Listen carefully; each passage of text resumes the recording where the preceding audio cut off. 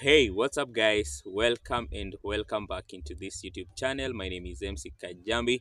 If it is your first time coming across this channel, please consider to subscribe and also like, share, and comment. For my returning subscribers, I really appreciate for the support. Thank you for the active commenters, yeah, the people that are very engaging on the comment section. I really appreciate your support.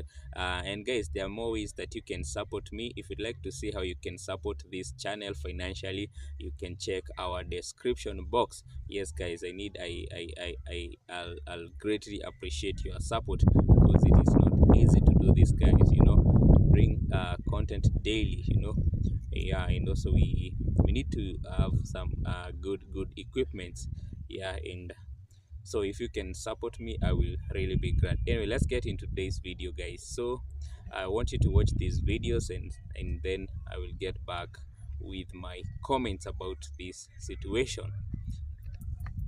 About Imanuel Macron, the French president faces trouble from all sides. The war in Ukraine has hammered Europe. Macron's dreams of leading the continent lie in tatters. His grip on domestic power has weakened because of the poorly thought out election that he conducted last year. And farmers are protesting all over France. Everywhere you look, there's chaos. You would think it couldn't get any worse. But somehow, Macron has managed to create even more trouble for himself. The French president did it again yesterday, another classic foot-in-the-mouth moment where he casually insulted a bunch of African nations. Take a look. One part was our commitment to fighting terrorism since 2013. We were right. I think some have forgotten to say thank you, but that's okay. It'll come in time. I'm in position to know that ingratitude is a disease that cannot be transmitted to humans. But I say this for all the African governments who have not had the courage, in the eyes of their public opinion, bear it. None of them would be in a sovereign country today if the French army had not been deployed in this region. That was Macron giving a grand foreign policy speech, addressing a gathering of French ambassadors and chalking out the way ahead this year. Somehow, Macron thought that this was the right time to pick a new fight with people who already don't seem to like him very much, the people of Africa. You know that France has been on the back foot in Africa over the past few years. It had military bases all over the continent, mostly in its former colonies in West and Central Africa. French troops have been there for decades, ostensibly to provide security cover. But on their watch, West Africa became a terror hotspot. Boko Haram, the Islamic State West Africa province, the Islamic State Sahel province, Al-Qaeda and its offshoots like the JNIM, all these terror groups have been running rampant in the Sahel region. In former French colonies like Mali, Burkina Faso, and Niger, right under the noses of the French troops stationed there. This instability led to multiple military coups in West Africa, in Mali, Burkina Faso, and Niger. And the military juntas promptly decided to switch partners. They kicked France out and chose to work with Russia instead. They believed that the Russians would be more effective against the terrorists. The decision had a knock-on effect.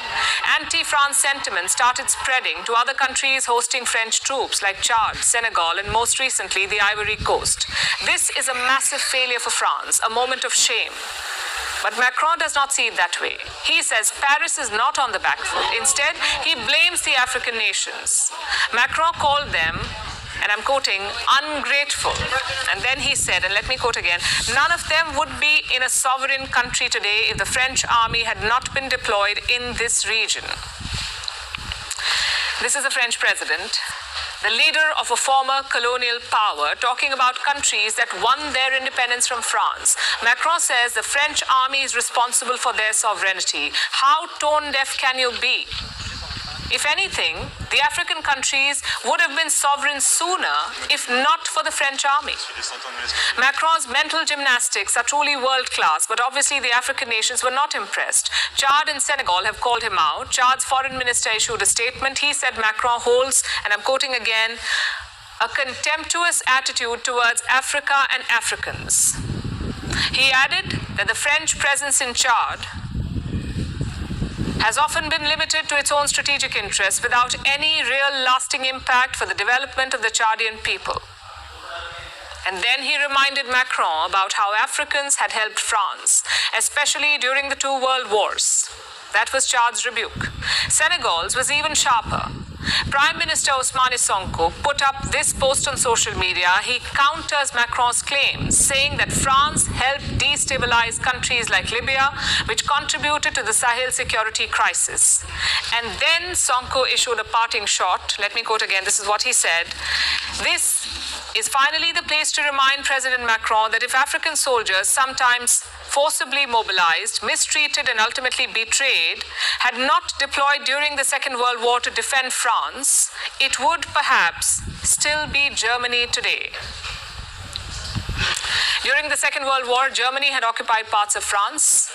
We know that the US, Britain and the Soviet Union helped liberate the country, but we often forget the role of African soldiers, conscripts from French colonies who fought to free France from the Nazis. It seems Macron had forgotten this too, but Sonko was happy to remind him. All this shows just how untethered Macron is from reality. Instead of acknowledging his failures, instead of respecting the wishes of the African people, he has chosen to insult them. It's another mess of his own making, one that will probably accelerate France's departure from Africa. Emmanuel Macron is facing criticism for his recent comments defending the presence of French troops in Africa in the process of withdrawing troops from Chad and several other countries. Attitude is a disease that can be transmitted to humans. But I say this for the African governments who've not had courage in the face of public opinion to bear it, that none of them would be in a sovereign country today if the French army had not been deployed in this region. So, France is in the process of withdrawing troops from Chad, Senegal, and Ivory Coast, and has recently left Mali, Niger, and Burkina Faso. Here's a closer look at how France is grappling with waning influence in the region. More than 60 years after Chad gained independence from France, French troops are finally packing leave for good as a growing number of African nations force their former colonizer to withdraw its military.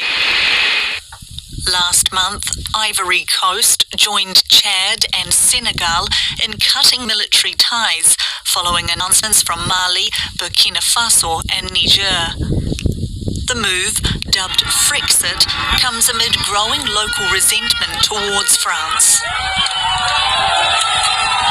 French troops stayed on in West Africa after it ended its colonial rule in the 60s. And French soldiers have been fighting alongside local forces for decades. But critics say they've had little effect in deterring security threats and militant groups in recent years. Military coups in Mali, Burkina Faso and Niger have also sped up the withdrawal of French forces. Troop numbers are estimated to have dropped by around 70% since 2021. France still maintains a large military base in East Africa, where President Imanuel Macron visited last month. But exit elsewhere has seen country or other international support, with Russian mercenaries now operating in the region. French forces are likely to be almost entirely out of West Africa by the end of the year, signalling a significant shift in its influence over its former colonies. French President Macron is getting a lot of pushback for his statement suggesting a lack of gratitude for France's military involvement in Africa. Chad's top diplomat says Macron has to learn to respect Africans. So does he have a point there? I asked Beverly Ochieng, security analyst in Dakar. I mean, yes, there have been very strong reactions, and even from Senegal, where the Prime Minister said that there were no talks with France, and he also invoked the memory of West African forces who did fight with France during the World War. So it does feel that they are returning Macron's comments back at him, that African forces also did make significant sacrifices during the World War, and France was merely giving similar support to the African countries that had called on it to come in. Some of the things that Macron has been saying over the years are partly what have fueled anti-French commentators. For instance, they've used comments such as that to reinforce ideas that France continues to have what is seen as a paternalistic attitude towards Africans and African leaders who have made some sovereign choices, as we have seen in statements by Cote d'Ivoire recently, Chad, Senegal, and even the Sahel, despite the acrimony behind it. Now, French soldiers have been deployed to help fight against jihadists in the Sahel region. How do you see their withdrawal impacting security in the region? Well, at the moment, with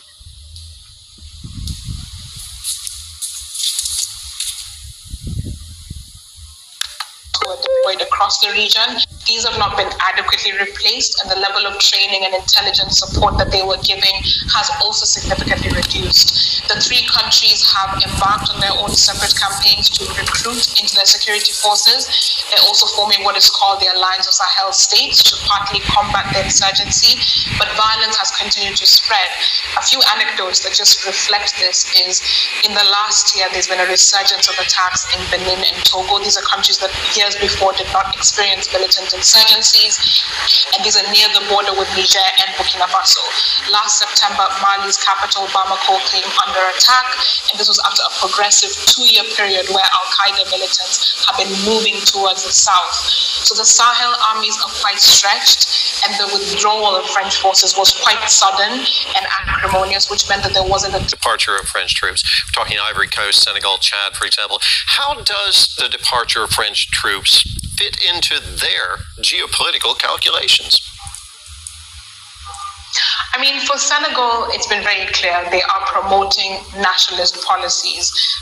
The president said in November last year that the presence of French forces does not sit well alongside sovereignty and nationalism.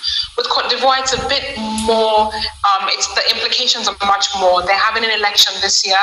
Alassane Ouattara has in many instances been seen as being too close to France. Him making that announcement asserts that Cote d'Ivoire is in a good position to take over its security despite the fact that there has been an insurgency in the Sahel. It's a vote of confidence. Relations will probably continue to be quite warm, particularly with Cote d'Ivoire and France, commercial, security, and even diplomatic. With Senegal, there might be some tensions given the statements that came from both Sonko and Faye.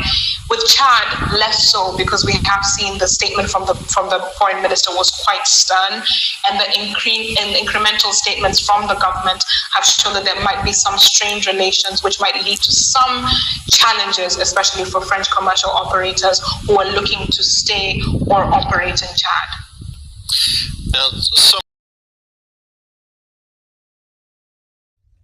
so my people, welcome into this video again. Now, the French president is really in great danger or in trouble for making comments regarding African countries, and more so those countries that the France has been their colonizer, and that includes Chad, Burkina Faso, and Ivory Coast. Now he came to say that these countries are not grateful, or rather they are ungrateful that they for how they have been supporting. But now these presidents, the president of these countries, they are hitting him on the head, and it is time for Africa to strike back at its oppressor. French, I think the president is so hypocritical, saying that he has been or his troops have been in the country for the sake of the security. But we have still been seeing some of struggles that these countries have been going, despite having a strong French army. Like the country have been struggling with let's say terror attacks from indigenous rebels, like let's say the Boko Haram in Nigeria and other Western countries. Yet the French government is saying that their troops have been there for such kind of security, but the people or the president are saying we have not seen much of your effort, because if you have seen of your help, we would be appreciating. I will not be calling you out of our countries. But that means that French has always been concerned on what they get, and this is what the colonizers do, or these powers, the colonizers, what they do is just they want to stay around because of what they continue to get. They say that we are here to help you, but indeed there is what that they want. But now the French government is in trouble because the African leaders are rising up, being led by people like Ibrahim Traore. You know how he is coming out to lead, and he's a good example. He's a good example to his African leaders that you don't need to depend on these people. There's a lot that people can do. There's a lot that Africa can do for itself. It just need people that will step up, and manage the resources that there is in Africa. These countries, the reason they even give us as Africans loans, or grants, is because they know that we are able to pay based on the resources that we have, based on the population of Africa. We are able, based on the hard working of the economy of us, of Africans. They know that we are able to pay the debt, because why would they be giving us if they know that we will not be able to pay? They want to give us the loans so that we can continue to be independent. Dependent on them, and that they can continue to get the benefits from us. But if the leaders come and say, let's decrease our debts, let's decrease our borrowing and be self-reliable, sufficient, the Africa would be great. Africa would be great if we come out and say, let the army go. There's somebody that wrote a comment and said, there is no need of keeping the person that oppressed you in your place, in your land. Let them go into their country, and when we need anything from them, or we shall be doing it through the representatives, but not having an army in Africa. So President Macron talked about something that, and he is now regretting. He is regretting his words, because he said that Africa is not grateful. But and this president have reminded him, we also as Africans, we have participated in your freedom, from Germany, and that was so profound. That was so touching, and I think the president will be regretting for that. Even the current state of France, it is great as it is because of the role. There is a lot of black people in France that are doing great things, that are helping France even to advance. Look like the French football team. It is comprised of most black people. Look, and these people have their descent from Africa.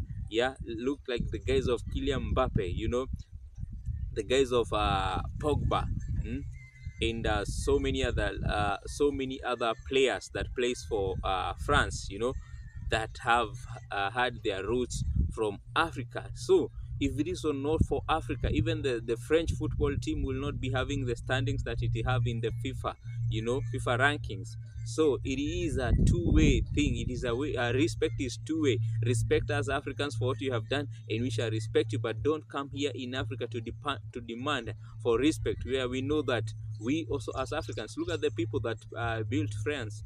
They were slaves. A lot of these cities, a lot of the people that are the cities that are developed in abroad, they were done by Africans that were sold there as slaves. History tell it all. So if Africans would demand their respect and gratitude, these countries will just be, they'll be ashamed. They will just cover their faces because of the shame, because of the role that Africans have played. So let us respect each other. You respect us and we respect you.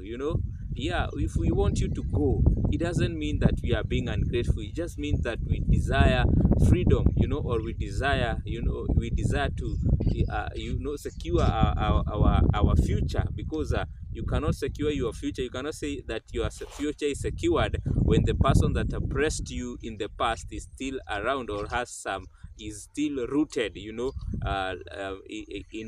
their power, military power in your country. That you cannot say you have a secure future. So guys, that is what I think about all these things. And Emmanuel Macron is facing or is hitting what he sowed.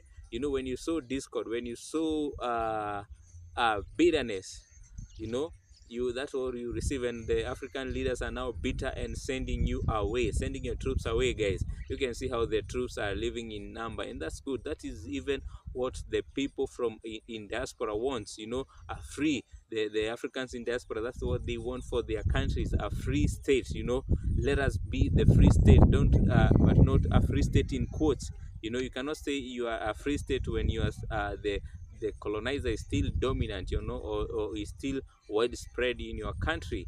So guys, thank you. Make sure you give this video a like. Let's meet in my next one.